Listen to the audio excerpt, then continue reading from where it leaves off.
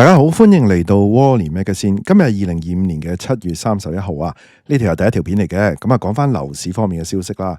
因為觀眾咧話，好多議題你都一定要講翻樓嗰啲，咁啊，我都一定會嘅，放心啦。好啦，咁啊，今日講翻啦。咁啊，各區咧，我哋發現咧，嗰啲價錢咧，回復到去10幾年前、10年前以上。咁啊，有啲咧持貨10年啊、10幾年咧都有即係一個大幅度嘅蝕讓添。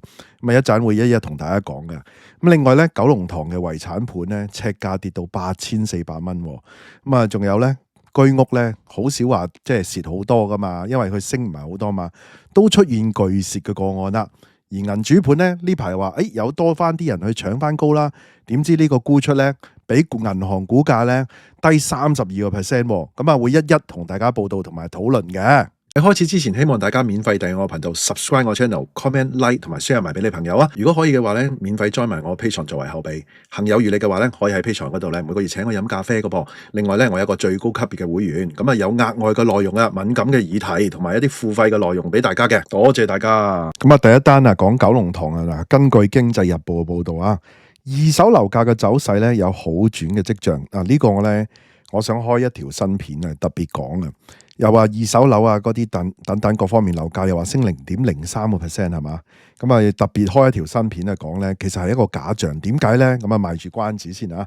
嗱，講翻呢個先，部分買家咧加快呢個推拍同埋咧放售旗下嘅物業。當中咧，九龍塘嘅河東道8號咧一個低層嘅單位啊，實用面積咧係871平方尺嘅，屬於3房嘅間隔嘅，將於下個月咧8月13號啊，星期三嚟嘅。咁啊，以咧738萬元咧開拍，尺價咧只係8473蚊噶。嗱，該行嘅代理話咧，單位咧原本係一名老人咧持有收租噶，依家咧已經去世啦。咁啊，數名子女咧決定咧將呢個出售同埋咧分錢。咁啊，過往咧曾經試過以1000萬將佢放售，咁啊賣唔出啦，梗係1000萬係嘛？單位咧現時有租客居住，咁啊租約咧喺2個月內咧就屆滿噶啦，所以咧單位將會咧交吉形式咧就推拍嘅。咁佢又提到咧單位開價咧吸引啦，所以咧應該就有準買家洽詢嘅。咁嗱，其實咧有啲人話遺產貨會唔會話老人家喺入邊走啊成啊？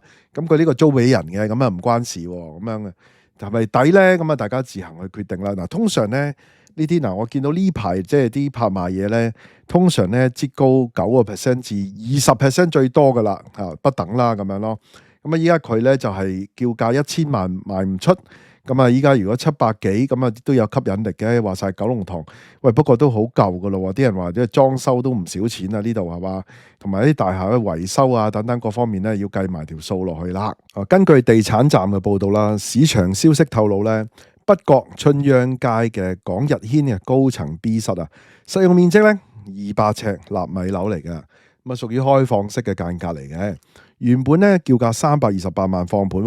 議價之後咧，以299萬咧易手，咁啊減好少嘅咋，咁啊尺價咧14950蚊。嗱，你注意啦，呢個係北角嘅，呢個都算係一個半新盤，裝修都企理嘅。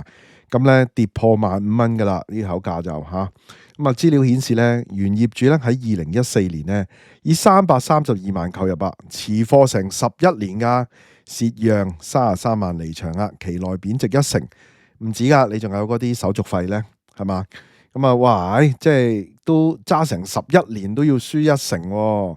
嗱，根據地產站二手揾樓平台嘅資料顯示咧，港日軒咧現時咧有7個單位放售緊嘅，叫價咧介乎330萬至530萬之間，咁啊得佢買到啫。你其他嗰啲330萬又要再劈價嘅咯，因為呢個咧係328萬放盤嘛，咁都要200幾啦。咁啊，其他嗰啲咧，我諗佢都要減到呢個或者再低過呢個咧先放得出啦。嗱，其次咧就係北角渣華道嘅建邦大廈嘅高層 A 室，實用面積288平方尺，目前咧以338萬易手，咁啊尺價咧11736蚊嘅，咁啊即係1萬頭噶啦。原業主咧喺2021年咧，哇呢個高位啊，以513萬購入啊，咁啊持貨4年，帳面咧蝕讓175萬啊，單位期內貶值34%。九龍方面咧，仲有咧深水埗大南街啊。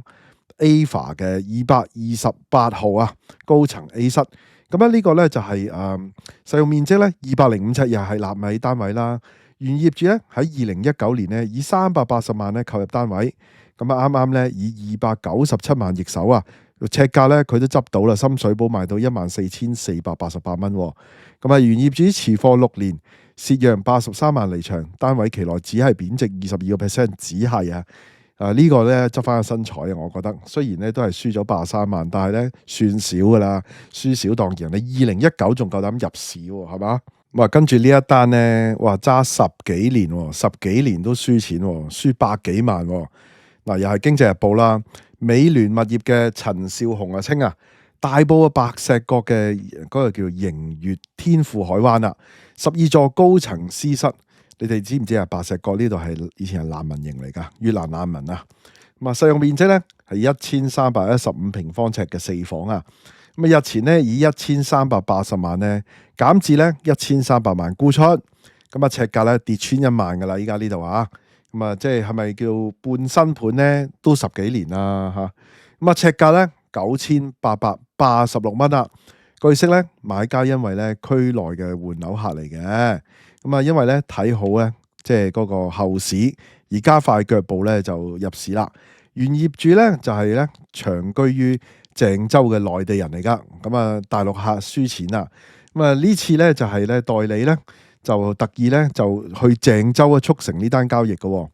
咁啊佢喺咧2012年咧9月份以1466萬3千蚊咧買入單位嘅，持貨成13年咧，轉手後咧賬面都要輸成咧166萬3千蚊咧，即係輸咗11.3% 離場啦。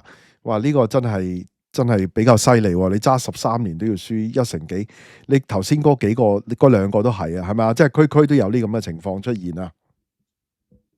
嗱，呢個又係啊，又係揸咗10年以上啊，又係輸好多。咁啊，根據翻咧英文虎報 The Standard 啦，中原地產嘅許秋偉佢表示，近日咧交投氣氛向好啦，九肚山嘅九龍山啊，咁啊最新咧錄得咧龍閣一座低層嘅 G 室啊，咁單位嘅實用面積係665平方尺嘅，兩房嘅間隔啦，開價咧680萬噶。議價之後咧，用620萬咧就易到手噶啦。咁啊，實用嗰個尺價咧，平均尺價係9323蚊啦。嗱，跌到差唔多8000噶啦，9000頭噶啦已經嚇。嗱，中原嘅呢個許秋偉佢話，新嘅買家咧係一對新人嚟嘅，見到咧屋苑嘅環境舒適，價錢吸引啊，即刻咧就入市。咁啊，作為咧新婚居所自用啊。據了解咧，原業主咧去到2014年噶啦，即係咁早買啊。當時咧以742萬買入嘅單位嘅，持貨成11年啦，賬面要輸122萬啊，即係話咧個單位咧輸咗16.4%啊，都唔少啊！哇，成11年喎。咁啊，有啲人話喂，再過11年唔知點咧，會唔會升翻1倍？定係話咧11年之後有啲網民話係咪會變咗260萬啊？唔會咁誇張啩？跟住要同大家講下居屋喎，居屋咧比較少蝕得咁勁，因為佢冇升得咁勁啊嘛。咁啊嗱，根據東方嗰個報道啦，咁啊樓價持續低企啦，居屋市場啊錄得咧勁蝕嘅個案添。葵涌嘅第一代居屋叫做悦麗苑3房戶咧，以430萬港元喺自由市場嗰度售出嘅。咁啊原業主咧持貨6年啊，賬面啊損失成3成咁多添噶。嗱，中原嘅馮建平佢表示，屋苑咧係 A 座嘅中層4室，實用面積520平方尺，可享向海嘅開揚景噶。咁啊成交尺價咧係8269蚊嘅，其實都唔係平。如果居屋計啊，8000幾。咁啊新嘅買家咧係同區上車客。據悉咧，業主喺2019年10月咧，以599萬8千，哇，600萬喎！2019 10月咯，已經係咁啊，當時成600萬買入個單位，嗱，依家輸錢啦，輸169萬8千，賬面咧輸28.3%，你計埋使費超過3成噶啦。資料顯示咧，悦麗苑咧係本港最早期嘅居屋之一，話應該都好殘舊噶咯。咁啊，所有單位咧都唔使補地價嘅，所以咧係自由市場嘅價格咁樣賣出嘅。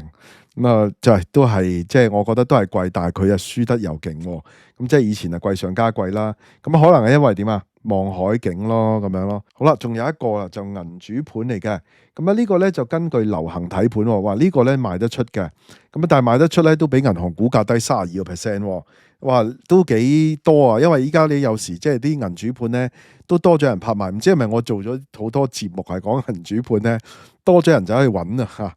好啦，嗱，呢個係浪翠園嘅海景兩房嘅銀主盤，低水嘅銀主盤咧，繼續吸引買家承接喎。黃開基拍賣會咧，咁啊啱啱咧就喺琴日咧就推售26項物業啦，出席嘅人數有80人啦，現場咧共拍賣出咧4項物業啦。即係26個盤咧，只係賣出4個噶，咁啊全數咧都係銀主嘅。其中咧深井嘅浪翠園咧3期7座高層 D 室，嗰個實用面積484平方尺嘅，兩房嘅間隔有海景嘅，咁啊開價咧其實都平嘅，338萬，咁啊獲5組客咧就增盤，最終咧哇呢個搶高好多啊，搶高82萬啦。